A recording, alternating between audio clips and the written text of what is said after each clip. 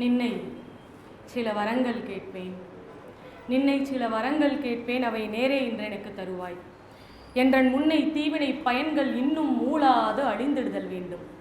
இனி என்னை புத்துயிராக்கி எனக்கேதும் கவலையறச் செய்து மதிதன்னை மிக தெளிவு செய்து என்றும் சந்தோஷம் கொண்டிருக்க செய்வாய், என்றும் சந்தோஷம் கொண்டிருக்க செய்வாய். பொள்ளாச்சி கம்பன் கலைமன்றத்தின் தலைவர் அவர்களே, செயலர் அவர்களே, அன்னசத்திரம் வைப்பதை விடவும் ஆங்கோர் ஏழைக்கு எழுத்தறிவித்தல் பெரிது என்று உணர்ந்து கல்வி நிறுவனங்களை நடத்தி கொண்டிருக்கக்கூடிய ஆர்கேஆர் கல்வி நிறுவனங்களின் தலைவர் அவர்களே, அரிமா சங்கத்தின் தலைவர் அவர்களே, பொள்ளாச்சி கம்பன் கலைமன்றத்தின் நிர்வாக பெருமக்களே, ஆளுமைகளே, தோழமைகளே, உங்கள் அத்தனை பேருக்கும் என் பணிவான வணக்கம். முதல்ல பாரதிக்காக இப்படி ஒரு நிகழ்ச்சியை ஏற்பாடு செய்திருக்கக்கூடிய பொள்ளாச்சி கம்பன் கலைமன்றத்திற்கு என்னுடைய நன்றியை சொல்லி என்னுடைய உரையை தொடங்குகிறேன். அப்புறம் இந்த பெண்கள் ஆடும்போது 8 பெண்கள் ஆடிய கணத்தில் எனக்கு தோன்றியது இதுதான். கும்மியடி பெண்ணை கும்மியடி, தமிழ்நாடு முழுவதும் குலுங்கிட கைகொட்டி கும்மியடி. இந்த 8 பெண்கள் பெண் விடுதலையை எட்டும் வரைக்கும் ஆட வேண்டும் என்கின்ற வேண்டுகோளோடு அவர்களுக்கும் என்னுடைய வாழ்த்துக்களை சொல்லி, ஒரு தலைமை உரையை இவ்வளவு நேர்த்தியாக அடுத்த தலைமுறையை கைப்பிடித்து வரவேற்கக்கூடிய இடத்தில் நின்று பேசுகின்ற ஒரு பேச்சாளரை சந்திப்பதில் மிகுந்த மகிழ்ச்சி எனக்கு. அடுத்த தலைமுறையை வளர்க்க வேண்டும் என்பதற்காக, அடுத்த தலைமுறை பேச வேண்டும் என்பதற்காக தான் பேச வந்த பொருண்மையிலிருந்து ஆசிரியர்கள் குறித்து நான் பேசுகிறேன், பாரதி குறித்து வளரும் தலைமுறை பேசட்டும் என்று விட்டு கொடுத்த பண்பும் மாண்பும் மிகப்பெரியது. தலைவணங்குகிறேன், அதற்காக தலைவணங்குகிறேன். ஒரு விஷயம் அவங்க பேசும்போது எனக்கு தோணுச்சு, ஆசிரியரையும் மருத்துவரையும் வச்சு ஒரு செய்தி ஐயா சொன்னாங்க. ஆசிரியர்கள், மருத்துவர்கள் உயர்ந்தவர்கள், அவர்களை விடவும் ஆசிரியர்கள் உயர்ந்தவர்கள் என்று சொல்லிவிட்டு அவர்கள் பிணமாகாமல் பார்த்து கொள்வார்கள் என்று சொன்ன கணத்தில் எனக்கு தோன்றியது, அவர்கள் பிணமாகாமல் பார்த்து கொள்வார்கள், இவர்கள் நடைபிணமாகாமல் பார்த்து கொள்வார்கள். மனிதர்களாக நடமாட வைப்பார்கள். உயிரோடு இருப்பதற்கு பெற்றோர்கள் காரணம் என்றால், நாம் உயிர்ப்போடு இருப்பதற்கு ஆசிரியர் பெருமக்கள் தான் காரணம். அந்த வகையில் இந்த நாளில் என்னுடைய ஆசிரியர்களை நான் மனதால் வணங்குகிறேன். பாரதியும் ஒரு ஆசிரியன், அவன் பத்திரிகை ஆசிரியன், பள்ளியில் ஆசிரியன். அந்த வகையில் அவர் எங்கு தொட்டாலும், நீங்கள் யாரை உயர்வாக சொல்லி எப்படி பேசினாலும் அது பாரதியை ஏதோ ஒரு புள்ளியில் தொட்டுவிடும் இடமாகத்தான் இருக்கும் என்பதாகத்தான் பாரதியினுடைய 39 ஆண்டு கால மொத்த வாழ்வும் நமக்கு தந்திருக்கக்கூடிய பாடம் அது. எனக்கு தலைப்பு வீழ்வேன் என்று நினைத்தாயோ, வீழ்வேன் என்று நினைத்தாயோ, இதுதான் எனக்கு தலைப்பு. இந்த வரியை படிக்கிற கணத்தில் இது ஏதோ ஒரு சினிமாவில் வர்ற வசனம், ஒரு வில்லனை பார்த்து, ஒரு நமக்கு எதிரில் இருக்கக்கூடிய ஒரு மனிதனை பார்த்து பேசுகின்ற வசனமாக இருந்தால் அது சாதாரண வசனம்தான். பாரதி இதை கேட்ட இடமும் கேட்ட மனிதரும் யாருன்னா கடவுளை பார்த்து கேட்கணும். நான் வீழ்வேன் என்று நினைத்தாயோ. எனக்கு பாரதியினுடைய சொல்லாட்சி ரொம்ப பிடிக்கும். அவன் வீழாதிருப்பதற்கு காரணங்களாக நான் 3 காரணங்களை நினைக்கிறேன். அது குறித்து தான் இன்று என்னுடைய பேச்சை நான் வடிவமைக்க வேண்டும் என்று நினைக்கிறேன். அவன் இன்று வரைக்கும் என்றைக்கும் வீழாது இருப்பதற்கு 3 காரணங்களாக என்னளவில் நான் கருதுவதைத்தான் நான் உங்களோடு பகிர வந்திருக்கிறேன். அவன் கேட்ட கேள்வி, நான் வீழ்வேன் என்று நினைத்தாயோன்னு கேட்கிறான். பாரதியினுடைய கவிதைகளில் மிக முக்கியமானது சொல். அவனுடைய சொல்லாட்சியை நம்ம ரொம்ப உன்னிப்பாக நீங்கள் கவனித்து பார்க்கணும். இந்த பாட்டை சொல்லும்போது அவன் ஒரு இடத்துல ஒரு கேள்வி கேட்பான், பல வேடிக்கை மனிதரை போலே நான் வீழ்வேன் என்று நினைத்தாயோன்னு கேட்பான். ஏங்க எல்லாரும் உழைக்கிறோம், சாப்பிட்றோம், சம்பாதிக்கிறோம், இதுதான் வாழ்க்கைன்னு வாழும்போது அப்படியான வாழ்க்கை வேடிக்கையான வாழ்க்கை. வேடிக்கைன்னா என்னங்க? கேலிக்கூத்தான வாழ்க்கை. எதை வேடிக்கை பார்ப்போம்? அப்படியான ஒரு வாழ்க்கையை நான் வாழ்ந்துடுவேன்னு நீ நினைச்சியா? அப்படி ஒரு மனிதனை போற நான் வீழ்ந்துடுவேன்னு நீ நினைச்சியான்னு கேட்டது ஒன்று. அப்புறம் மிக முக்கியமாக இதில் இந்த வீழ்வேன் என்று நினைத்தாயோங்கிறதுல இந்த சொல் பாருங்க. பாரதி எப்படி நாமளாக இருந்தால் எப்படி கேட்டிருப்போம்னா, என்னைய வீழ்த்தலான்னு நீ நினைச்சியா? சொல் மிக முக்கியம். என்னை வீழ்த்தலான்னு நீ நினைச்சியான்னு கேட்டிருப்போம் நம்மளா இருந்தா. பாரதி கேட்கிறான், நான் வீழ்வேன்னு நினைச்சியான்னு கேட்கறதுக்கு பின்னாடி தீதும் நன்றும் பிறர் தர வாரா, என்னுடைய வளர்ச்சியும் என்னுடைய வீழ்ச்சியும் என்னிடத்துல இருக்கு. நான் விழ வேண்டுமா வாழ வேண்டுமா என்பதை நான் தான் தீர்மானம் செய்வேனே தவிர நீ கடவுளாவே இருந்தாலும் அதை உன்னால தீர்மானிக்க முடியாது. அப்படி ஒரு வாழ்க்கையை வாழ்ந்தவன் பாரதி. எனக்கு இதுதான் தோணுச்சு. நம்மளா இருந்தா என்ன எழுதியிருப்போம்? கடவுளே என்னை வீழ்த்திடலான்னு நீ நினைக்கிறியான்னு கேட்டிருப்போம். அவன் அப்படி கேட்கல. என்னை நான் வீழ்ந்துருவேன்னு நீ நினைக்கிறியான்னு கேட்ட அந்த மொழி பாரதியினிடத்தில் புதிது, சொல் புதிது. அவனுடைய கவிதையினுடைய சொல் புதிது. ஐயா பேசும்போது அதை சொன்னாங்கல்ல, புதிது, சொல் பெருசுங்க. பைபிள்ல மிக முக்கியமான ஒரு வார்த்தை, எனக்கு ரொம்ப பிடித்த வார்த்தை, ஆதியில் சொல் தேவனிடத்தில் இருந்தது. ஆதியில் சொல் தேவனிடத்தில் இருந்தது. ஆதியில் சொல் தேவனாய் இருந்தது, இறுதியில் சொல்தான் தேவனாய் இருந்ததுன்னு அந்த பாட்டு இருக்கும். ஆதியில் சொல் இருந்தது, அந்த சொல் தேவனிடத்தில் இருந்தது, இறுதியில் சொல்தான் தேவனாய் இருந்ததுன்னு அந்த பைபிள்ல அந்த வார்த்தை இருக்கும். எப்படிப்பட்ட வார்த்தை பாருங்க. எல்லோரும் நாம் சொல்லுக்கு ஏங்குபவர்கள் தான். எவ்வளவு பெரிய ஆளாக இருந்தாலும் ஒரு சொல்லுக்காக நாம் ஏங்குபவர்கள் தான். அது மனைவியோ, காதலியோ, அம்மாவோ, அப்பாவோ, அண்ணனோ, தம்பியோ, யாரோ ஒருத்தரிடமிருந்து அந்த ஒரு சொல் நமக்கு வேண்டும். இல்லாமல் போனால் நம்மளால் இந்த நாட்களை நகர்த்தவே முடியாது. நான் எப்போதும் சொல்லுவது உண்டு, நம்ம ஒரு 1,00,000 ரூபாய் இல்லை ஒரு பெரிய பரிசை நீங்கள் வாங்கிக்கிட்டு வீட்டுக்கு போகும்போது அப்பாவோ, அம்மாவோ, கணவனோ, மனைவியோ உங்களிடத்தில் ஒரு சொல் கூட பேசவில்லை என்றால் அந்த வெற்றி அங்கேயே அப்படியே தரமட்டம் ஆயிடும். ஏன் பேசலை, இவங்க ஏன் பேசலை, என்கிட்ட ஏன் பேசலை, ஏன் பேசலைங்கிறது மட்டும்தான் ஓடும் மண்டைக்குள்ள. அப்படி என்றால் சொல் பெரிது. அந்த சொல் பெரிதுங்கிறதுனால தான் நமக்கு யாரையாவது பிடிக்கலைன்னா முதல்ல பேச்சை நிறுத்துறோம். நம்முடைய சொல்லுக்கு வலிமை உண்டுங்கிறதுனால தான் முதல்ல நம்ம யாரையாவது பிடிக்கலைன்னா எதுவுமே செய்ய மாட்டோம், பேசுறதை நிறுத்திடுவோம். ஏன்னா சொல் பெரிது. அப்படிப்பட்ட சொல்லை பாரதி கவிதைகளில் கையாண்ட விதம் இருக்குல்ல, அது இன்றைக்கு வரைக்கும், என்றைக்கு நீங்கள் வாசித்தாலும் உங்களுக்குள்ளும் எனக்குள்ளும் ஒரு நெருப்பை பற்றக்கூடிய ஒன்றாக. அவன் எழுத வந்த காலத்தில் பூக்களும், அவர் சொன்ன மாதிரி தான், புல்களும் பாடப்பட்டு கடவுள்கள் பட்டு கொண்டிருந்த காலத்தில் ஒருத்தன் வந்து நெருப்பை பற்ற வைத்தான். உங்களுக்குள்ளும் எனக்குள்ளும் ஒரு நெருப்பை பற்ற வைத்தான். ஒரு கவிதையில் அவன் எழுதுனா பாருங்க, இப்படி ஒரு சத்திய பிரமாணத்தை யாராலுங்க கொடுத்துட முடியும்? பிரமிப்பாக இருக்கிறது எனக்கு அதை பார்க்கும்போதே.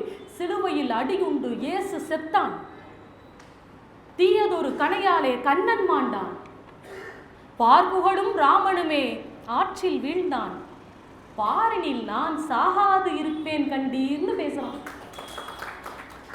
சொல்லும் போதே எனக்கு புல்லரிக்குது. சிலுவையில் அடி வாங்கி இயேசு செத்து போயிட்டாரு. ஒரு தப்பான கணையை விட்டு வேடன் அது மானுடைய கால்னு நினைச்சு அந்த இடத்துல கண்ணன் செத்து போயிட்டாரு. பார் புகழும் வாழ்க்கை வாழ்ந்த நம்ம எல்லோரும் போற்றக்கூடிய ராமன் ஆற்றில் விழுந்து முடித்து கொண்டதாக வரலாறு இருக்கு. பார் மீது நான் சாகாது இருப்பேன்னு சொன்னவன் பணக்காரன் இல்லைங்க, சொன்னவன் பெரிய பராக்கிரமவாதி இல்லைங்க, எதுவும் இல்லைங்க. அவன்கிட்ட இல்லாத ஒருத்தன் தன்னிடம் இருந்த எதை வச்சு அந்த வார்த்தையை சொல்லி இருப்பான். ஒரு முறை சுகிசிவம் ஐயா பேசும்போது இந்த வார்த்தைக்கான விளக்கத்தை தந்தார்கள். எனக்கு அப்படி ஒரு பிரமிப்பாக இருந்தது. ஒருத்தர் கேட்டாராம், ஏங்க தெய்வம்லாம் செத்து போயிடும்னு சொல்றது உண்மைங்கிறீங்க, இவர் வந்துட்டு சாக மாட்டாரு, பாரதி சாக மாட்டான்னு சொல்றதை மட்டும் நீங்க எப்படிங்க உண்மைன்னு எடுத்துக்கிறீங்க? சுகிசிவம் ஐயா சொன்ன அந்த பொருள், அந்த விளக்கம் உங்கள் அத்தனை பேருக்கும் நான் கேட்டதை போலவே திகைப்பை தரக்கூடிய ஒன்று. அவர் சொல்றாரு பாருங்க, பா தெய்வம்லாம் அவதாரம் எடுத்து மனுஷனா வந்தா செத்து போயிடும், ஆனா மனிதன் தெய்வமாக அவதாரம் எடுத்த பிறகு அவனுக்கு சாவே கிடையாது. பாரதி தெய்வமாக அவதாரம் எடுத்தவன். அந்த வார்த்தையை அப்படித்தான் சொல்ல முடிஞ்சது. எத்தனை ராஜாக்களுக்கு அந்த வார்த்தையை சொல்ல முடிந்தது? எந்த கல்வெட்டில் நமக்கு இருக்கு?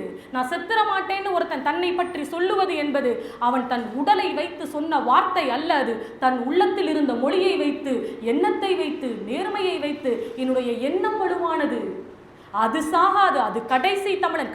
அது தமிழனுக்காக கூட என்னால் பாரதியை சுருக்கிக் கொள்ள முடியாது. அவன் உலகத்திற்காக பாடியவன், அவன் காக்கை குருவியை சேர்த்து பாடியவன். அவனை பற்றி பேசுவதற்குல நான் இன்னைக்கு யோசிச்சேன், எத்தனை பேர் பேசி இருப்பார்கள் பாரதியை பற்றி, எத்தனை பேர், எத்தனை கவிஞர்கள் பேசி இருப்பார்கள், எத்தனை மேடைகளில் நாம் பேசி இருப்போம். ஆனாலும் பாரதியை பேசுவதற்கும் கேட்பதற்கும் கூட்டங்கள் குறைவதே இல்லை. ஏன்? ஏன்? 39 ஆண்டுகள் தான். ஆனாலும் பாரதியை பேசுவதற்கும் கேட்பதற்கும் இத்தனை 143 ஆண்டுகளுக்கு பிறகும் இத்தனை பேர் வந்து உட்கார்ந்துருக்கோம், இவ்வளவு பேர் அப்படி பேசுறோம்னா என்ன தெரியுமா? அவன் சொன்னது போலதான், பாரதி கடலை போலவன். கடலை எத்தனை முறை பார்த்தாலும் சலிக்காது. எவ்வளவு வயசானவங்க, பெரியவங்க, சின்னவங்க தொடங்கி கடல் நமக்கு எப்படி ஒரு பிரமிப்பை தருகிறதோ அப்படியான பிரமிப்பை தரக்கூடிய கவிஞனாக பாரதி இருந்தான். அவன் வரியில் சொல்வதென்றால் அவனை பார்ப்பதும் அவனை பேசுவதும் அவன் குறித்து சிந்திப்பதுமே நோக்க நோக்க நமக்கு களியாட்டமாக இருக்கிறது.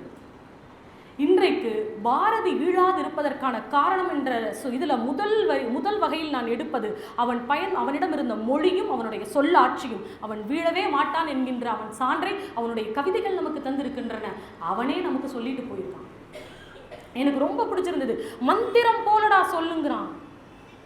யோசிச்சு பாருங்களேன், நம்மளுடைய கருத்தை நம்மளுடைய சிந்தனையை ஏற்றி சொல்லுகின்ற பொழுது நம்ம மந்திரம்னு சொல்றதெல்லாம் நம்ம வாயிலிருந்து வரக்கூடிய சொற்கள் தானே, நம்மளுடைய எண்ணங்கள் தானே. மந்திரம் போல ஒரு சொல்லை சொல், இன்னும் குழந்தைக்கு ஒருபடி உயர்வாக கொண்டு போய் நிறுத்துகிற இடம் இருக்குல்ல. சொல்லை எப்படி படிக்கணும்னு சொல்றான் பாருங்க. சொல்லில் உயர்வு தமிழ் சொல், அதை தொழுது படிங்கிறாங்க. அது சும்மா படின்னு சொல்லல. பாரதியினுடைய சொல்லாட்சி மாதிரி வேற எதுவுமே இல்லைங்க. அதை தொழுது படித்துடடி பாப்பா.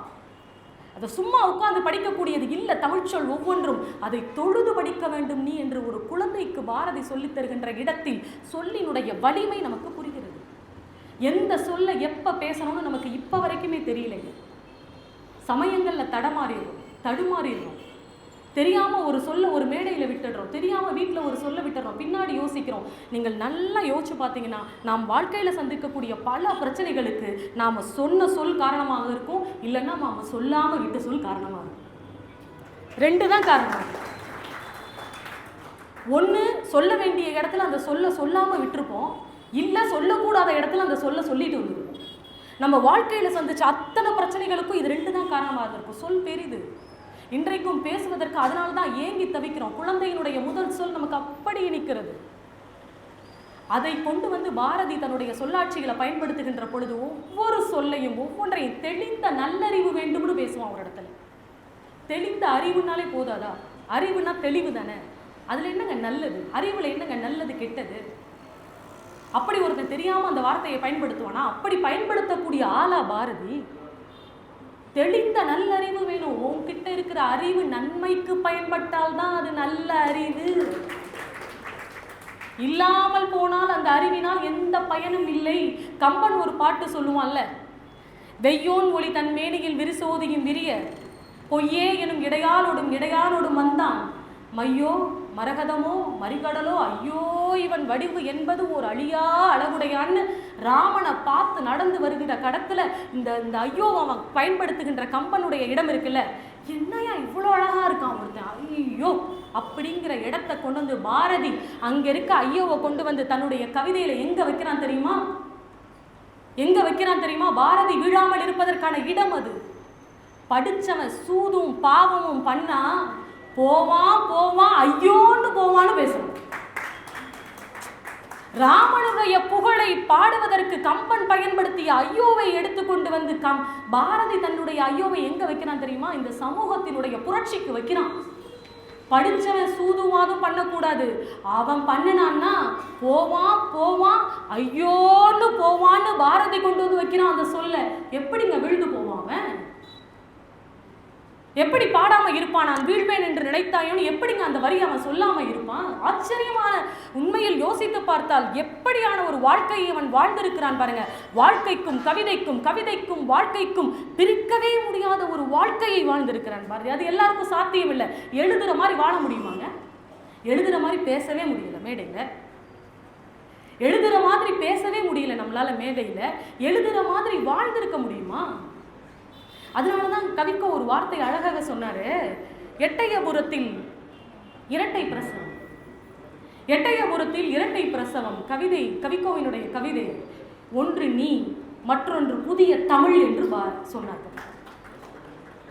அதுவரைக்கும் இருந்த தமிழில் இருந்து அவன் புதிய தமிழை கொண்டு வந்து மக்களிடத்தில் சேர்த்தான். நீங்கள் யாருக்கோ புரியும்படி எழுதுவதை விடவும் இந்த மக்களுக்கு புரியும்படி எழுத வேண்டும். புரிந்தால்தான் அவங்க அடுத்த கட்டத்துக்கு நகருவாங்க அப்படிங்கிறது மிக முக்கியமானது. அந்த எண்ணம் பாரதிக்கு இருந்தது. அடுத்து அவன் சொல்றான் பாருங்க, தமிழ்த்தாயின் கைகளில் அவன் அணிகலன்களை பூட்டி அழகு பார்க்கவில்லை, ஆயுதங்களை கொடுத்து அழகு பார்த்தான். இப்ப உனக்கு என்ன தேவை? இப்ப போர் வேணும், இப்படி உனக்கு சுதந்திர தாகம் வேணும்னு எல்லோரிடத்திலும் கொண்டு போய் சேர்த்த கவிஞன். இன்னொன்னுங்க, வறுமை இருக்கின்ற கணத்தில் எந்த இடத்திலெல்லாம் அவன் தெய்வமாக உயர்கிறான்ங்கிறது மிக முக்கியம். நமக்கு வறுமை இருக்கின்ற இடத்துல, எனக்கு பசிக்கின்ற இடத்தில், எனக்கு சாப்பாடு கொடுன்னு நான் கேட்க வேண்டிய இடத்துல வாழ்ந்த ஒருத்தன், ஒரு அரசவையில போய் அரசாங்க வேலை கிடைக்குது, நீ மன்னனை புகழ்ந்து எழுதுனா போதும்னு 100 ரூபாய் சம்பளம் அந்த காலத்துல கிடைக்கும் போது தூக்கி வீசிட்டு வரக்கூடிய துணிச்சல் இருக்கக்கூடிய ஒருத்தன் எப்படி வீழ்ந்து போவான்? எப்படி வீழ்ந்து போவான்? பசிக்காக என்ன வேண்டுமானாலும் செய்யலாம்னு நினைத்து வாழக்கூடிய மனிதர்களுக்கு மத்தியிலே போய உன்னைய பாடுறது இல்லை என்னுடைய வேலை இந்த தமிழ் மக்களுக்காக, இந்த உலகத்து மக்களுக்காக பாடுவது என்று ஒருத்தன் பேசிட்டு போயிருக்கானே, எப்படிங்க விழுந்து போவான்? என்ன ஒரு சுயநலம் இல்லாத பொதுநலத்தோடு, தன்னலத்தோடு, இல்லாத வறுமையிலும் எனக்கு அந்த பாடல்களெல்லாம் இன்றைக்கும் நினைத்து எனக்கு இந்த வாய்ப்புக்கே அதுக்கு தாங்க நான் நன்றி சொன்னேன். திரும்ப திரும்ப ஒரு 10 நாட்களாக பாரதியோடு திரும்ப இப்படி யோசிச்சு ஒரு தகப்பனை பேசுவது போன்ற ஒரு உணர்வு. இன்னொன்று சொல்லட்டுமா?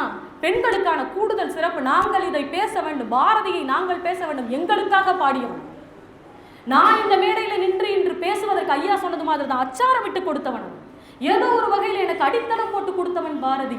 நாங்கள் பேச வேண்டும். அதனால் தான் உலகத்தில் எந்த கவிஞர்களுக்கும் இல்லாத சிறப்பாக ஒரு 5 பெண்கள் அவனுடைய வாழ்க்கை வரலாற்றை எழுதினார்கள். அவனுடைய குடும்பத்தில் 3 பேர், அவனுடைய மனைவி, மகள்கள் 2 பேர், செல்லம்மா, தங்கம்மா, சகுந்தலா, யதுகிரி அம்மாள், ரங்கநாயகி அம்மாள், 5 பெண்கள் ஒரு கவிஞனுடைய வாழ்க்கை வரலாற்றை எழுதும் அளவிற்கு வாழ்ந்து விட்டு போயிருக்கிறான். அதை விட வேற என்ன காரணமா இருந்துட முடியும் அவன் வீழாமல் இருப்பதற்கு? ஒரு பெண் அப்படி மனம் உவந்து ஒருத்தரை எழுதுகிற அளவுக்கான சுதந்திரத்தை வாங்கி கொடுத்ததே பாரதி தானே. அப்படியான சுதந்திரம் எல்லோருக்கும் கிடைத்திருந்ததா? இன்றைக்கும் பெண் விடுதலை அவன் வழியில் முழுசா அடைஞ்சிட்டோமான்னு கேட்டா அடைய முடியலையேங்க. இன்றைக்கும் முழுதாக அடைய முடியவில்லையே. அவன் அன்றைக்கே எல்லாவற்றுக்கும் சேர்த்து குரல் கொடுத்தானே. எனக்கு பாரதியின் இடத்தில் இன்னொன்று, அவனிடத்தில் இருக்கக்கூடிய ஆக சிறந்த நேர்மைக்கு ஒன்று பாருங்கள். அந்த இடத்தில் நாம் பெண்களா நான் ஒரு இடத்துல தலை வணங்குறேங்க. ஔவையாரை தையல் சொல் கேளேல் என்று பேச வைத்த சமூகம் இந்த சமூகம். ஒரு பெண்ணோட பேச்சை நீ கேட்காதன்னு ஔவையாரை விட்டே சொல்ல வைத்த சமூகம் இந்த சமூகம். அந்த சமூகத்தில் இருந்துட்டு ஒரு காங்கிரஸ் மாநாட்டுக்கு போகும்போது, நிவேதிதா ஏன் உங்களுடைய மனைவியை நீங்கள் கூட்டி வரவில்லை என்று கேட்ட கணத்தில் அந்த கேள்வியினுடைய உண்மைத்தன்மையை உணர்ந்து பெண் விடுதலை அடையாமல் இந்த தேசத்தின் விடுதலை சாத்தியமில்லைன்னு ஒரு பெண் சொல்றதை கேட்காதன்னு ஔவையே சொன்ன போதும் மறுத்து நிவேதிதா சொன்னதை ஏற்று தன்னுடைய மனைவியை அந்த தெருக்கல்ல தோள் மேல கை போட்டு கூட்டிட்டு போன பெரிய ஆளுங்க. ஆண்மைங்கிறதுக்கு என்னங்க அர்த்தம்? ஆண்மைங்கிற சொல்லுக்கு என்ன அர்த்தம்? அவனுடைய வாழ்க்கை அர்த்தம் நமக்கு அர்த்தம் சொல்லுது. நீங்கள் கட்டி இப்படி வச்சிருக்க கூடாது. அவன் சொன்ன ஒரு வார்த்தை, ஆணுக்கும் பெண்ணுக்கும் கற்பென்று வந்துவிட்டால் பொது உளவையின் அவன் தானே சொன்னான். அது என்னடா ஆணுக்கு தனியா கற்பு பெண்ணுக்கு தனியா கற்பு? ஒரு பெண்ணுக்கு கற்பு போயிடுச்சு நீ பேசுறீன்னா அது அந்த தவறை செய்த அந்த ஆணுக்கும் தானே கற்பு போயிடுச்சு. கற்பு என்று வந்தால் அதை ஆணுக்கும் பெண்ணுக்கும் பொதுவில் வைன்னு பேசின காலம் இன்னைக்கு நான் பேசிட முடியும். அவன் வாழ்ந்த காலத்தில் பேச முடியும் இருக்கிறது இல்லை. அதுதான் ஆண்மை. ஆண்மை தவறே. அவன் சொன்ன வார்த்தை, அடுத்த வார்த்தை பாருங்க, ஐம்பொறி ஆட்சிகொள். ஐம்பொறி ஆட்சிகொள். எப்படி சொல்லாட்சி பாருங்க.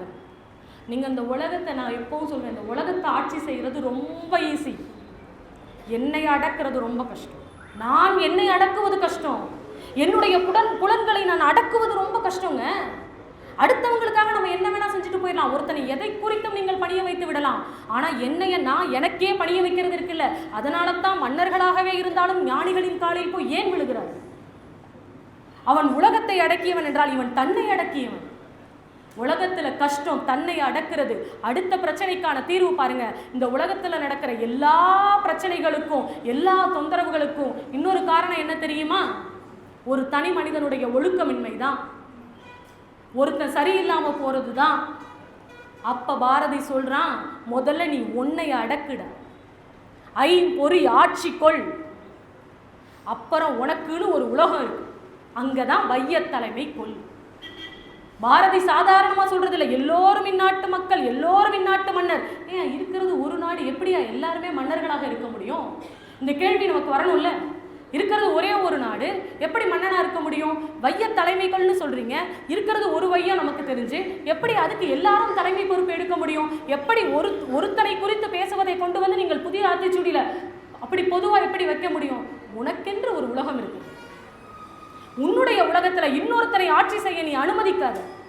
உன்னுடைய ஐம்பொறிகளை நீ ஆட்சிக்கொள். உனக்கென்று ஒரு உலகம் விரியும். அந்த உலகத்தில் நீதான் மன்னனாக இருக்க வேண்டும். உன்னுடைய உலகத்திற்கு நீ தலைமை கொள் என்று பாரதி சொல்றான். எவ்வளவு பெரிய சிந்தனை பாருங்க. இன்னொன்னு, எல்லா வகையிலும் எனக்கு தெரிந்து பாரதி பேசப்பட்டு விட்டான். அவன் விடுதலை கவிஞனாக, அவன் பத்திரிகை ஆசிரியனாக, அவன் பள்ளிக்கூட ஆசிரியனாக, அவன் பெண் விடுதலை பாடுபவனாக, எல்லா வகையிலும் நாம் பாரதியை பேசிவிட்டோம். ஆனால் எனக்கு பாரதிக்குமான உறவு என்பது என்ன தெரியுமா? நல்லா நீங்களும் யோசிச்சு பார்த்தீங்கன்னா, அவனை போல ஆக சிறந்த உளவியலாளன் யாருமே கிடையாது. அவன் ஒரு சைக்கியாட்ரிஸ்ட். நீ என்ன நினைக்கிறியோ நீ அதுவாக தான் ஆவ. உன்னுடைய நல்லதை நினை. இன்னைக்கு நம்ம எவ்வளோ ஃபீஸ் கொடுத்து போய் நம்ம ஒரு சைக்கியாட்ரிஸ்ட்டை உட்காந்து, டாக்டர் எனக்கு இப்படி ஆயிடுச்சு அப்படி ஆயிடுச்சு அப்படிங்களா, நீங்கள் இதை நினைங்க, நீங்கள் அதை நினைங்க. பாரதி அதை தான் சொல்கிறாங்க நமக்கு. எண்ணிய முடிதல் வேண்டும், நல்லவையே எண்ணங்கள். நீ நினை, அது நடக்கும். பாரதி நினைச்சான், நான் வீழ மாட்டேன்னு நான் நினைச்சான், அவன் வீழ்ந்து போகல. நமக்கு அவன் சொல்லித் தருகின்ற பாடம் அது. சிந்தையை தெளிவாக்கு, அல்லால் செத்த உடலாக்கு. வார்த்தைகளை பாருங்க. சிந்திக்கலன்னா நீ மனுஷனே இல்லை, நீ போனோம் நடக்கணும். சிந்தையை தெளிவாக்கு, அல்லால் இதை செத்த உடலாக்கு. சிந்தி, உன் கூட இருப்பவனை பற்றி யோசி. அறிவு, எனக்கு பாரதி நல்லறிவுன்னு சொன்ன கணத்தில் அது ஒன்று தோன்றியது. என்னன்னா, ஒரு இடத்துல திருவள்ளுவர் கொண்டு அந்த சொல்ல வைப்பார். அது உண்மையில் நாம் எல்லோரும் ஒரு வகையில் கொடுத்து வைத்தவர்கள். பெருமக்களே, நாம் நம்மை போல கொடுத்து வைத்தவர்கள் யாருமே கிடையாது. எப்பயாவது மனசு கஷ்டமாக இருந்ததுன்னா எங்கேயுமே போகாதீங்க. எந்த சைக்கியாட்ரிஸ்டையும் நீங்கள் போய் பார்க்காதீங்க. தமிழ் இலக்கியங்களை, திருக்குறளைய, பாரதியார் கவிதைகளை எடுத்து வாசிச்சு பாருங்க. நமக்கான தெளிவு அவ்வளவு கிடைக்கும். அறிவுங்கிறதுல என்ன சிக்கல் பாருங்க. எது அறிவுன்னு நம்ம குழந்தைக்கு சொல்லி கொடுக்கணும்னு வள்ளுவன் சொன்னதைத்தான், அந்த சொல்ல எடுத்துக்கொண்டு தான் பாரதி நல்லறிவுன்னு பயன்படுத்துகிறான். வள்ளுவன் சொல்கிறான், அறிவுனால் ஆகுவது என்ன? சம்பாதிக்கிறதா, வீடு கட்டுறதா, கார் வாங்குறதா, வசதியாக இருக்கிறதா? வள்ளுவன் சொல்கிறான், அறிவினால் ஆகுவது என்ன? பிரிது நோய் தன்னோய் போல் போற்றாக்கடை. இன்னொருத்தனுக்கு வர்ற கஷ்டத்தை பார்த்து இது எனக்கு வந்த கஷ்டம்னு நீ உணரலைன்னு வச்சுக்க, நீ அறிவாளி கிடையாது. இதை நான் சொல்லலைங்க, வள்ளுவர் சொல்றாரு. உனக்கு அறிவாளி கிடையாது, உனக்கு அறிவு கிடையாது. உனக்கு அறிவுன்னு ஒன்று இருந்துச்சுன்னா அடுத்தவனுடைய கஷ்டத்தை பார்த்து நீ அழுவ, அடுத்தவனுடைய துன்பத்தை பார்த்து நீ வருத்தப்படுவ. இந்த சொல்ல போனது தான் வைக்கிறாரு. அப்ப நீ நல்லதை நினை, நல்லதை சிந்தி. உன்னுடைய எண்ணம் தான் உனக்கு மிகப்பெரிய வாழ்க்கைன்னு யார் சொல்றா? நமக்கு பாரதி சொல்லித்தரலாம். இதை விட உளவியல் வேற என்னங்க இருக்கு? பெரிய உளவியல். பாசிட்டிவாக யோசிங்க, நல்லதை திங்க் பண்ணுங்க. இந்த லாங்குவேஜில் சொல்லி 1000 ரூபா ஃபீஸ் கொடுத்தா நமக்கு அவரை பிடிக்குது, அவரை பெரிய சைக்கியாட்ரிஸ்ட்னு ஒத்துக்கிறோம். நல்லவை எண்ணல் வேண்டும்னு பாரதி நமக்கு புரிகிற மொழிகளை சொன்னால் நமக்கு அது புரியுது. காது எல்லோருக்கும் இருப்பதை போல காது இருப்போர் கேட்பாராகன்னு எனக்கு தெரிஞ்சு பைபிளில் ஒரு வசனம் இருக்குன்னு நான் நினைக்கிறேன். எல்லாருக்கும் தான் காது இருக்கு, காது இருப்போர் கேட்பாராகன்னு ஏன் இயேசுபிரான் சொல்றாருன்னு யோசிச்சா, எல்லாருக்கும் இருக்கிற காதுக்கு பேர் காது இல்லை. அடுத்தவனுடைய கஷ்டத்தை, நல்ல செய்திகளை, சிந்தனைகளை உனக்குள்ள உள்வாங்கி அதை புத்திக்குள்ள கொண்டு போய் மாற்றக்கூடிய வல்லமை யாருக்கு இருக்கிறதோ அதுதான் காது. அப்போ பாரதி நமக்கெல்லாம் இருக்கிறது என்னன்றதை நாம் திரும்ப நம்ம யோசிக்கணும்னு ஆரம்பிச்சா, நாம் நல்ல விஷயங்களை கேட்க வேண்டும், நல்லவற்றை எண்ண வேண்டும் என்கின்ற ஒரு ஆழமான விஷயத்தை கொண்டு வந்து பாரதி நமக்கு கொடுக்குறான். நல்லதை எண்ணினா அது நடக்கும். இன்னொன்று பாருங்க, அந்த எண்ணத்தினுடைய வெளிப்பாடு தான். கடவுள்கிட்ட என்னெல்லாம் கேட்போங்க நம்ம போனால், என்னை காப்பாற்று கடவுளே, என் பிள்ளையை காப்பாற்றுது. அதிகபட்சமாக போனால் எல்லாரும் நல்லா இருக்கணும். அந்த வார்த்தை நமக்கு சின்ன வயசுலேருந்தே சொல்லி கொடுத்ததுனால அதிகபட்சமாக அந்த வார்த்தை. அவன் காளிக்கிட்ட போய் கேட்குற வார்த்தை, சக்தி கிட்ட கேட்குற வார்த்தை பாருங்க, எனக்கு ஒரு காணி நிலம் கொடு. காணி நிலங்கிறது அப்போ 6 கிரவுண்டுன்னு நினைக்கிறேன். எனக்கு ஒரு காணி நிலம் கொடு, எனக்கு இதெல்லாம் வேணும், நான் அங்கே இருப்பேன், நான் உட்காந்துருப்பேன், நீ எனக்கு காவலா நில்லு, நீ எனக்கு காவலா அங்கே நில்லு.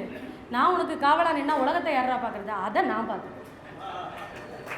நீ எனக்கு காவலா மட்டும் நில்லு, என் பாட்டுத்திறத்தாலே இவ்வையத்தை பாலைத்திட செய்வேன்னு சொன்னவங்க. என் பாட்டு போதும், அதை அவன் படிச்சுட்டா போதும், அவன் அவனுக்கான வாழ்க்கையை வாழ்வான். சமூக விடுதலையை யார் பாரதியை விட அதிகமாக பாடியது? சமூக விடுதலையை பாடியது யாருங்க பாரதியை விட? சாதியை அவ்வளவு தூரம். ஏன்னா தண்ணீர் தர மறுக்கிற தேசத்துல, மாநிலங்களுக்கு மத்தியில தண்ணீரை கொடுத்துட்டு ஒரு வேண்டுகோளை வைக்கக்கூடிய அந்த பாங்க எனக்கு ரொம்ப பிடிச்சிருந்தது.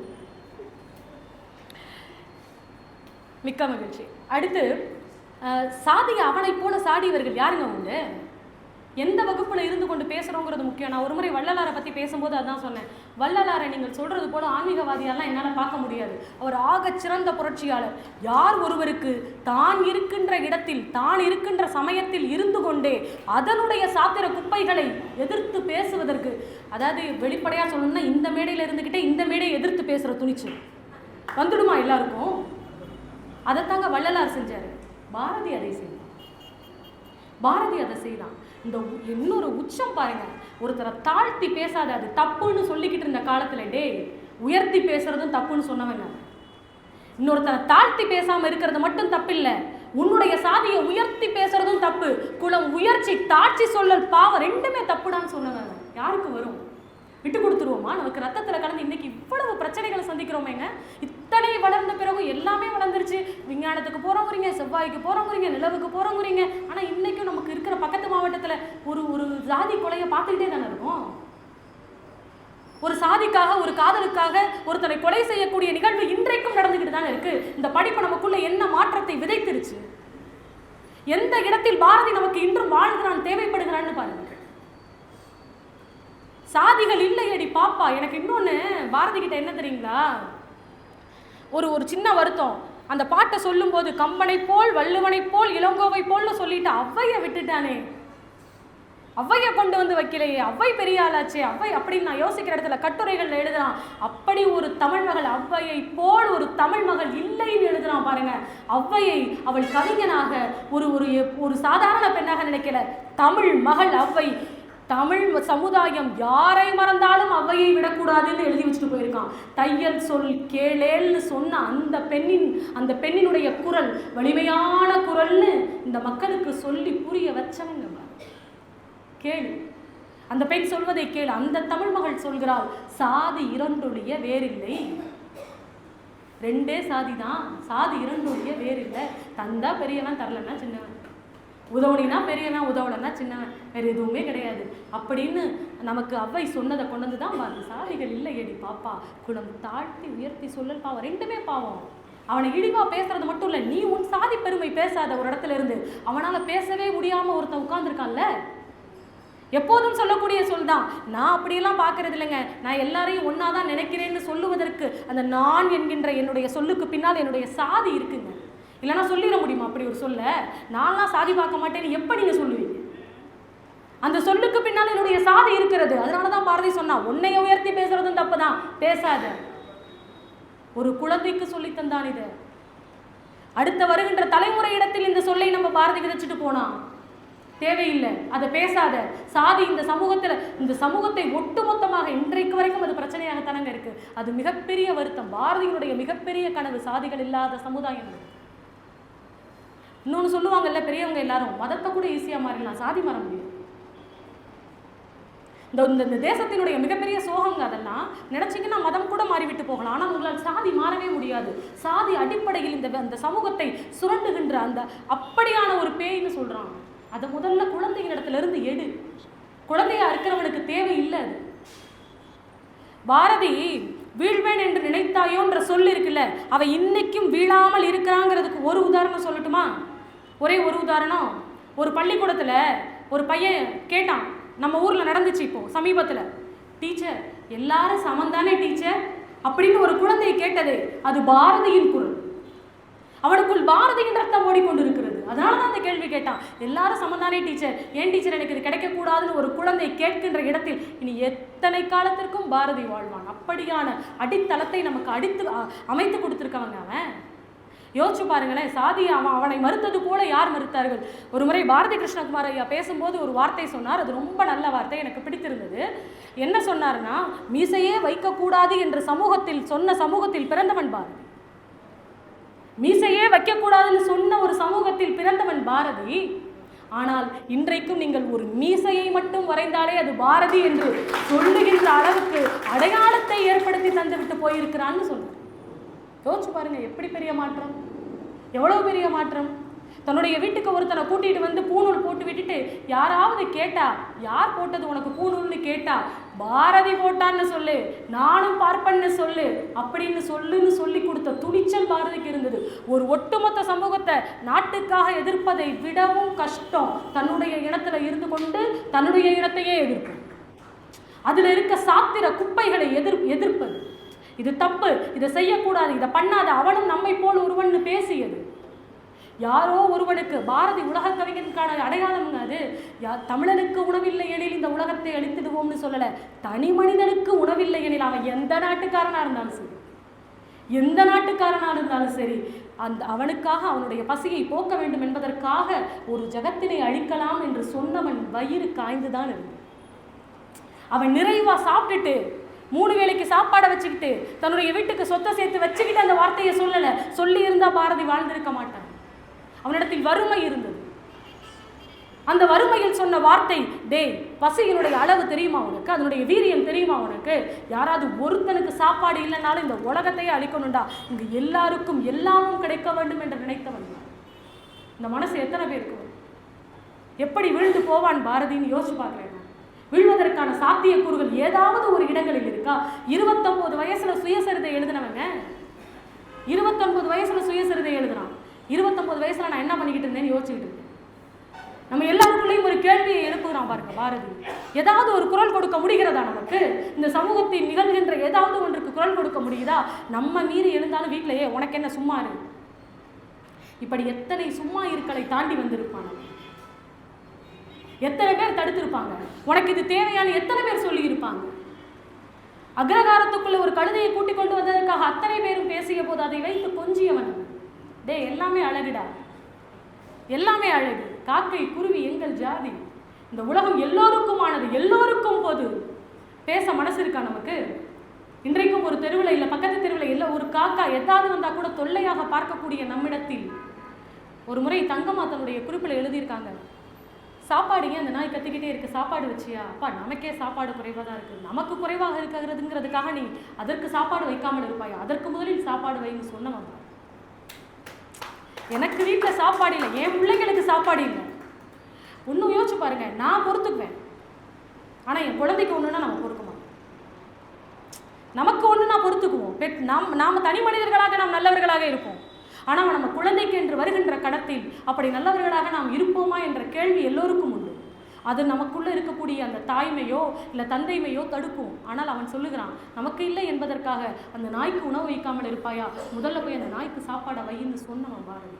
வீட்டில் பிடி சோறு இல்லாத போதும் எத்தனை கோடி இன்பம் வைத்தாய் எங்கள் இறைவாய்.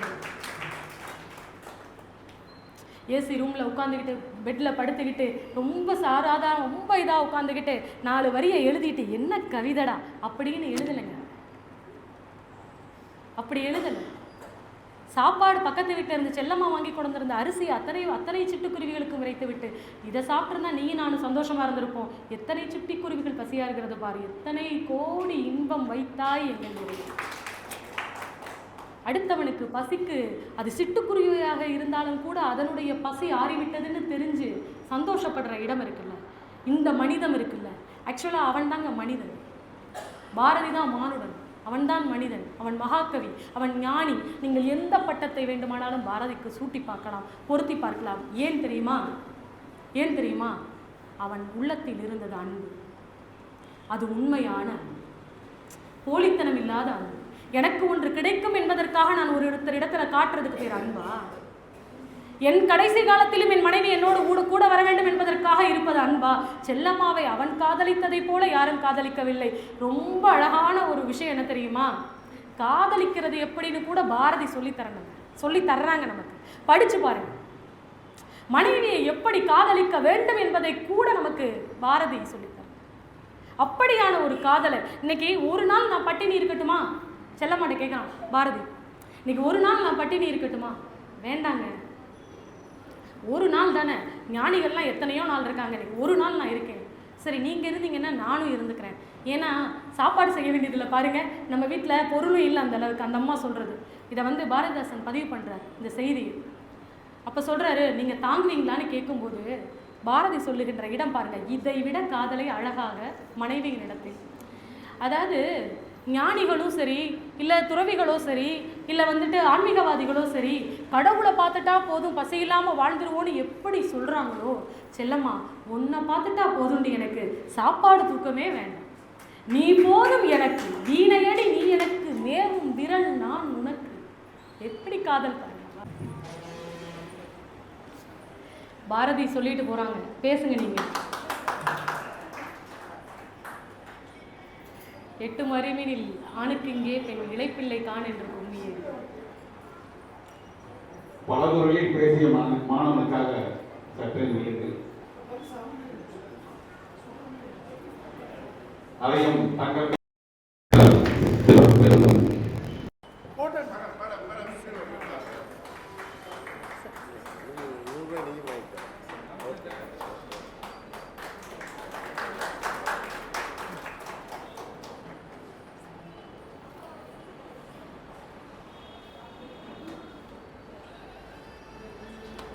நன்றி, வாழ்த்துக்கள்மா.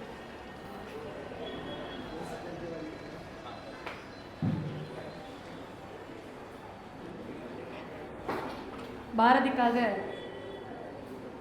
இத்தனை சக்திகள் வந்திருந்தது மகிழ்ச்சியாக இருக்கிறது. இத்தனை பெண் குழந்தைகள் வந்திருந்தது மிகுந்த மகிழ்ச்சி. அதில் பாரதியே எனக்கு இப்போது நிகழ்ச்சியானது அதுதான். அந்த பாரதி வேடம் விட்டு இருந்த பெண் என்னை பார்த்து சொல்லிட்டு போகிறாங்க, நீங்கள் பேசுங்க. அதை பாரதியின் குரலாகவே ஏற்கிறேன். ரொம்ப மகிழ்ச்சியாக இருக்கு. அவனைப் போல சாதியை கடுமையாக சாடியவர்கள் இல்லை, அவனைப் போல மனைவியை காதலித்தவர்கள் யாரும் இல்லை. இன்றைக்கு இத்தனை வழக்குகள் நீதிமன்றங்களில் விவாகரத்துகளுக்காக நிலுவையில் இருக்கின்ற கணத்தில் ஒன்றுமே வீட்டில் இல்லாமல் இருந்த போதும் அவர்களிடத்தில் அன்பு நிறைந்திருந்தது. பாரதியிடத்திலும் செல்லம்மாவிடத்திலும் அன்பு நிறைந்திருந்தது. அந்த அன்பினுடைய வெளிப்பாடாக அத்தனை பாடல்களை அவன் எழுதினான். சரணடைதல் என்கின்ற சொல் எனக்கு பாரதியினிடத்தில் ஆக பிடித்தமான சொல், ஆக பிடித்த சொல். சரணாகதி அடைகிறது. நமக்கு பிடித்த மனைவியினிடத்தில், கணவனிடத்தில், காதலியிடத்தில், நண்பனிடத்தில், நமக்கு பிடித்த ஏதாவது ஒரு உயிரிடத்தில் சரணாகதி அடைவது எல்லாத்தையும் கொடுக்கிறது. அதற்கு முன்னால் நீங்கள் ஒன்றுமே இல்லை. ஒரு குழந்தையைப் போல, ஒரு நாய்க்குட்டியைப் போல அவர்களிடத்தில் குலைவாக அவர்களுக்காக எல்லாவற்றையும் விட்டு கொடுத்து வாழுகின்ற வாழ்க்கை இருக்குல்ல. எனக்கு எல்லோரும் சொல்வதுதான், கவிஞனுக்கு மனைவியாக இருக்கிறது கஷ்டம். இன்னொன்று சொல்கிறீங்கயா, கவிஞனுக்கும் இல்லை, கவிஞனுக்கும் பேச்சாளனுக்கு கணவராக இருக்கிறதும் கஷ்டம்தான். எத்தனை மணிக்கு வர முடியும்? முடிஞ்சதுக்கப்புறம் நானே உங்களுக்கு கூப்பிடுறேன்.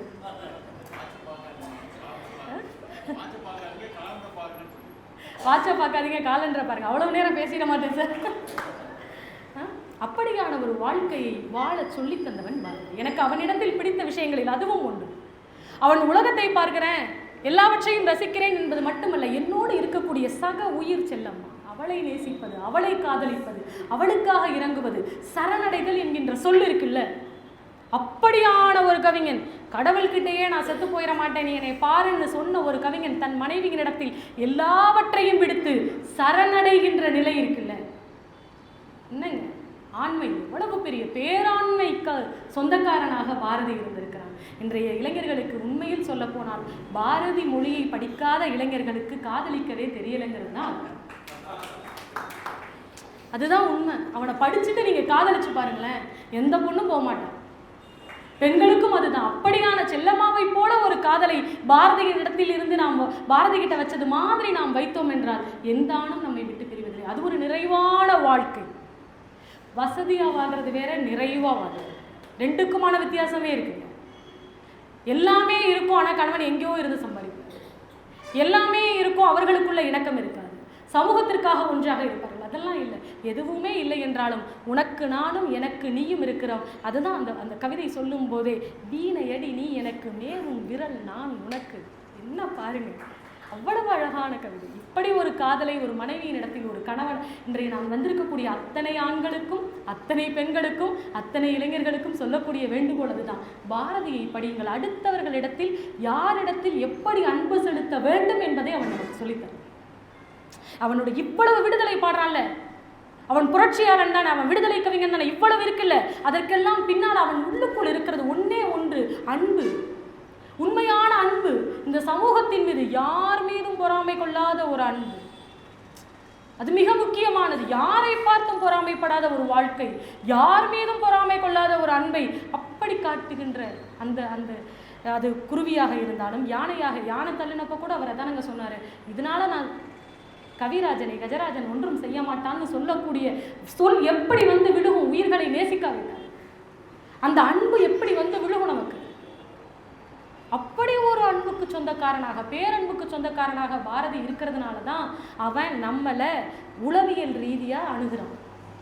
நல்லதை நல்லது நடக்கும், சிந்தைய தெளிவாவை, தெய்வம் உனக்கு துணை நிற்கும், நீ வீழ்ந்திட மாட்ட, உன்னுடைய எண்ணங்கள் நிலைக்கும், உன்னுடைய சமுதாயம் தழைக்கும். இதெல்லாம் தான் அவன் நமக்கு சொல்லக்கூடிய உளவியல் வார்த்தைகள். நல்லதை நல்லதை நல்லதை வித நல்லது செய். உன்னுடைய எண்ணம் அவ்வளவு தெளிவானதாக இருக்க வேண்டும். அதனால்தான் காளிகிட்ட அவ்வளவு தூய்மையா கடவுளை பார்த்து நமக்கு வரக்கூடிய பயம் பாரதிக்கு ஏன் வரல? பயபக்தியோடு வேண்டுமே, கடவுள் சன்னதியில போய் நின்றுகிட்டு பயபக்தி நமக்கு வந்துருதே. கேட்கின்ற கணத்தில் அவ்வளவு பயப்படுறோமே, பாரதிக்கு அது வரவில்லையே. எனக்கு குடுன்னு ஏன் கேட்டான்? ஏன்னா என்னுடைய வாழ்க்கை இந்த உலகத்து மக்களுக்கானது, நான் நல்லது செய்யணும்னு நினைக்கிறேன், என்கிட்ட நல்லது தான் இருக்கு, நீ எனக்கு கொடு. கடவுள்கிட்ட கேட்கிற கேள்வி, நீ எனக்கு கொடு, நான் நல்லதை எழுதுறேன், நான் நல்லது செய்கிறேன், நான் நல்லது பண்ணுவேன். வயிற்றுக்கு சோறிட வேண்டும், சரி, யாருக்கு? இங்கு வாழும் உயிர்களுக்கெல்லாம் வயிற்றுக்கு சோறு போடணும், குடு. யாருக்கு சோறு போட போற? வாழும் உயிர்களுக்கெல்லாம் நாம் சோறு போடணும்.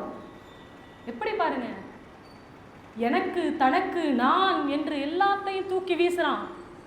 அவனிடத்தில் அந்த இருந்த பொது உடைமை சிந்தனை, அவனிடத்தில் இருந்த தன்னலமற்ற செயல், எண்ணம் எல்லாம் சேர்ந்துதான் யாரும் சொல்ல முடியாத அளவுக்கு யாம் என்கின்ற சொல்ல எடுத்து தனக்குத்தானே வச்சான். ஏன்னா நான் நேர்மையா இருக்கேன்னு சொன்னான், நான் உண்மையா இருக்கேன்னு சொன்னான்.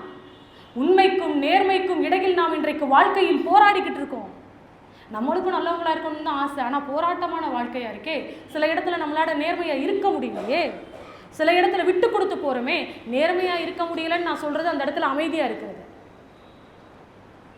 ஆனால் பாரதி, என்னிடத்தில் நேர்மை இருக்கிறது, நீ யாரா வேண்டுமானாலும் இரு, எதுவாக வேண்டுமானாலும் இரு, எனக்கு அதை பத்தி கவலை இல்லை. எனக்கு நிவேதிதாவின் சொல்லை பாரதி கேட்டது அவன் மீது பெரிய மரியாதையை கொண்டு வந்தது, பெரிய மரியாதையை கொண்டு வந்தது. ஒரு பெண் அவளுக்கான குரலை சொன்ன போது, உன்னோட மனைவிக்கான விடுதலையே நீ கொடுக்கல, நான் நாட்டு விடுதலை சாத்தியம் இல்லைன்னு சொன்னதை புரிஞ்சுக்கிற இடத்துல ஒருத்தர் இருக்கான் பாருங்க. அவ்வளவு உயர்வா இருந்தாலும் அவள் சொல்லுவதில் உண்மை இருக்கிறது என்று ஏற்றுக்கொண்டான் பாருங்க. அந்த துணிவு பாரதியை போல இன்று எல்லோருக்கும் நமக்கு வர வேண்டும் என்பதுதான். நீங்க நேர்மையா நாம உண்மையா இருந்தா போதும், இந்த உலகம் எல்லா மாற்றங்களையும் கண்டுவிடும் என்பது. இன்னொன்று, பாரதியினுடைய ஆக சிறந்த சிறப்பு இது ஒன்னா. இன்னொன்று, எனக்கு அவன் வியப்பு தர்ற விஷயம், என்னளவில் அவன் வீழவே மாட்டான்னு நம்புற ஒரு விஷயம். முழுக்க தன்னை ஆத்திகவாதியாக பேசிய ஒரு கவிஞன் ஐயா சொன்னார். அவர் எப்போ ஆத்திகவாதியானார்? அப்படியான ஒரு கவிஞனுக்கு பகுத்தறிவு பேசிய, நாத்திகம் பேசிய பாரதிதாசன் தன்னை அடிமையாக்கி வச்சிருந்தாருங்க. யாருக்குமே அடிமை இல்லை என்று பேசக்கூடிய பகுத்தறிவுவாதியான பாரதிதாசன், பாரதிக்கு நான் அடிமை, பாரதிக்கு நான் தாசன் என்று சொல்ல வைத்த பெருமை. ஏன்னா எப்படி பாருங்க, சாத்தியமாது? எங்கேயாவது ஒரு, நீங்க இன்னைக்கு பாக்குறீங்களே எவ்வளவு சாமியார் நம்ம பாக்குறோம், சாமியாருக்கு கூட இருக்கிறவங்க யாராவது ஒரு நாத்திகவாதியை நம்மளால காட்டிட முடியும்? ஒரு ஆன்மீகம் பேசுற கூட்டத்தில் யாராவது ஒரு நாத்திகவாதியை நீங்க பாத்திர முடியும்? ஆனால் ஆன்மீகம் பேசிய ஒருவனுக்கு ஆன்மீகத்திலிருந்து எதிர்ப்புறத்தில் நின்று பகுத்தறிவு பேசிய ஒருத்தன் அடிமையாக இருந்தான். ஏன் தெரியுமா? அவனிடத்தில் உண்மை இருந்தது. அவன் ஆன்மீகம் என்று எதை பேசினான் என்பது மிக முக்கியம். பாரதி ஆன்மீகம் எதை பேசினாங்கிறது ரொம்ப முக்கியம். அவன் சொல்றான் பாருங்க, சுத்த அறிவே சுயம் சிவம் என்பதை நீங்கள் உணர மாட்டீர்களா? பாரதி கேட்கிற கேள்வி இது. சுத்த அறிவுதான் சிவம், அன்புதான் சிவம். நீங்கள் எத்தனை கடவுள்கள் தெய்வங்கள்ல வச்சாலும் எல்லாவற்றையும் விட இந்த உலகத்தில் எல்லா பொருட்களிலும் தெய்வம் இருக்கிறது. ஆனால் அது ஒரு தெய்வம் தான், உண்மைதான். அவன் சொல்ற செய்தி பாருங்க, எவ்வளவு வலிமையான செய்தி. பாப்பா பாட்டுல பாரதி சொல்ற அந்த வார்த்தை எனக்கு ரொம்ப பிடிக்கும். தெய்வம் உண்மை என்று தான் அறிதல் வேண்டும் பாப்பான்னு சொல்றான். தெய்வம் உண்மை என்று தான் அறிதல் வேண்டும் பாப்பான்னு சொல்றான்னா என்னங்க பொருள்? நான் இப்படி யோசிக்கிறேன், தெய்வம் உண்மைதான், ஆனா உண்மைதான்டா தெய்வம். தெய்வம் உண்மைதான்டா தெய்வம். அதை உணரு, அதை புரிஞ்சுக்க. கண் முன்னாடி உங்க அப்பா அம்மா உனக்கு நல்லது செய்யறாங்கல்ல, உண்மையா இருக்காங்கல்ல, தெய்வம். எதெல்லாம் இந்த உலகத்தில் உண்மையாக இருக்கிறதோ, எதெல்லாம் இந்த உலகத்தில் நேர்மையாக இருக்கிறதோ, அதெல்லாம் தான் தெய்வம். அதை வணங்கு. இதுதான் பாரதி சொன்ன ஆன்மீகம். அவன் பேசுகின்ற மொழி, கொஞ்சுகின்ற மொழி, எல்லோரும் கடவுளுக்கு சேவகனாக செய்து கொண்டிருந்த போது, எல்லோரும் கடவுளுக்கு பணிவிடை செய்து கொண்டிருந்த போது கண்ணனை சேவகனாக பாடியவன், கண்ணனை செல்லமாவாக்கி கண்ணமாவாக்கி பாடியவன், கண்ணனை தோழனாக்கி பாடியவன் பாரதி, கண்ணனை அரசனாக்கி பாடியவன். எல்லாமுமாக என்னுடைய தெய்வம், நான் எப்படி வேணாலும் பாடுவேன்னு உயர்ந்த இடத்திலிருந்த தெய்வத்தை இறக்கி கொண்டு வந்து நம் கைகளில் கொடுத்து உண்மையும் நேர்மையும் அன்பும் தான் தெய்வம் என்று சொல்லிக் கொடுத்தவன் பாரதி. இந்த பாரதியின் பாடலை தெளிவாக படித்திருந்தால் போதும், இத்தனை மத சண்டைகள் நமக்குள்ள வரவே வராது. நீ யார், என்ன, ஏதுங்கிற கேள்விகளே நமக்கு வராது. மனிதனை மனிதனாக பார்க்கின்ற பழக்கம் நமக்கு வர வேண்டும் என்பதை பாரதி நமக்கு சொல்லி தந்திருக்கிறான். நான் என் உரையை இப்படி கொண்டு வந்து நிறைவு செய்கிறேன். கடைசியாக அவனிடத்தில் இருந்த உண்மையும் நேர்மையும், எல்லாவற்றை விடவும் அவன் யாருக்கும் ஈடு கொடுக்க முடியாத அன்பு செய்பவனாக இருந்த காரணமும் ஞானமும். ஞானம் இருந்தது, அறிவு வேற ஞானம் வேற. அதனால தான் பாரதி எழுதினா பாருங்க, பெண்ணுக்கு ஞானத்தை வைத்தான் புவி பேணி வளர்த்திடும் அரசு. பெண்ணுக்கு இருக்கிறது அறிவு இல்லையா, அது ஞானமா. அவ சொன்னான்னா அது இருக்குமா? யோசிச்சு பாருங்களேன். இன்றைக்கும் ஒரு குடும்பத்தில் ஒரு ஆண் விட்டுட்டு போயிடுறான், ஏதோ ஒரு காரணத்தினால ஆண் இல்லாமல் போயிடுறானா, அந்த நேரத்தில் ஒரு பெண் எடுக்கக்கூடிய விஸ்வரூபம் இருக்குல்ல, அது சக்தியை விட பெரும். அந்த குடும்பத்தை தாங்கிடுவாங்க. விடுங்க பார்த்துக்கலான்னு சொல்லக்கூடிய அந்த வார்த்தை இருக்குல்ல, அவளுக்கு இருப்பது ஞானம். அப்பாவுக்கு எனக்கு அப்பாக்களை ரொம்ப பிடிக்கும். நான் இன்றைக்கு என் தகப்பனாக நினைத்து தான் பாரதியை இவ்வளவு நிகழ்வாக பேசிக் கொண்டிருக்கிறேன். அப்பாக்களை ரொம்ப பிடிக்கும், எல்லாருக்குமே பிடிக்கும். பெண் குழந்தைகளுக்கு கூடுதலாக பிடிக்கும், எந்த மாற்றமும் இல்லை. ஆனால் அப்பாக்கள் எல்லா நேரத்திலையும் குழந்தைகள்கிட்ட எந்த மொழியில் பேசணும்னு சில சமயம் தெரியாமல் தடுமாறிடுவாங்க. ஆனால் அம்மாவுக்கு தெரியும், கணவன்கிட்ட என்ன மொழி பேசணும், மாமியார்கிட்ட என்ன மொழி பேசணும், குழந்தைகிட்ட என்ன மொழி பேசணும், அதே குழந்தை ஆணாக இருந்தால் அவன்கிட்ட என்ன மொழி பேசணும், பெண்ணாக இருந்தால் என்ன மொழி பேசணும். இது அறிவில்லைங்க, ஞானம்.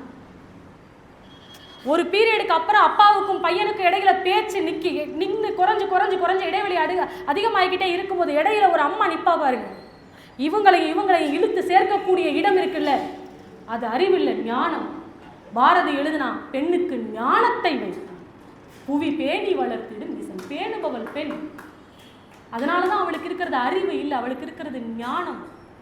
பெண் விடுதலையை பேசிய காரணத்தினாலும் வலிமை சேர்ப்பது தாய்மொழி பாலனா என்று எழுதினார்.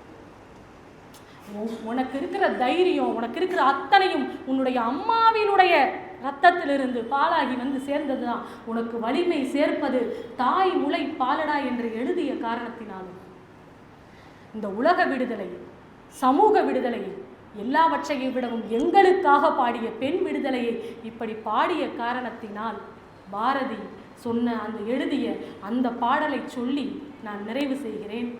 தேடிச் சோறு நிதம் தின்று பல சின்னஞ்சிறு கதைகள் பேசி மனம் வாடி துன்பம் மிக உழன்று பிறர் வாட பல செயல்கள் புரிந்து நரைகூடி கிளப்பருவம் எய்தி கொடுங்கூற்றுக்கு இறை என பின்மாயும் பல வேடிக்கை மனிதரைப் போல் நான் வீழ்வேன் என்று நினைத்தாயோ? நன்றி.